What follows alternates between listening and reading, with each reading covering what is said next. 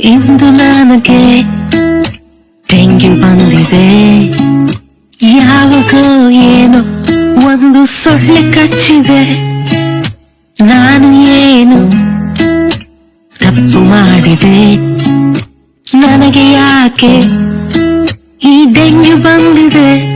ನೀನು ಸೊಳ್ಳೆ ಬತ್ತಿ ಹಾಕ್ಲಿಲ್ಲ ಮಲಗುವ ಮುನ್ನ, ನೀನು ಕಿಟಕಿಯೆಲ್ಲ ಹಾಕಿಲ್ಲ ಮಲಗುವ ಮುನ್ನ, ನಿನ್ನ ಮನೆ ಸುತ್ತ ಜಾಗ ನೀನು ಕ್ಲೀನು ಮಾಡ್ಲಿಲ್ಲ. ಯಾರು ಮಾಡ್ಬೇಕಿತ್ತು ನಿಂತ ನೀನು ಮಾಡ್ಲಿಲ್ಲ.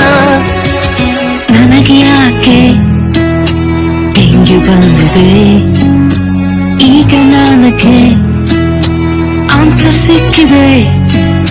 ಪ್ಲೇಟ್ಲೆಟ್ ಕೌಂಟು ಕಡಿಮೆಯಾಗಿದೆ. ಕೊನೆಗೂ ನನಗೆ ಬುದ್ಧಿ ಬಂದಿದೆ.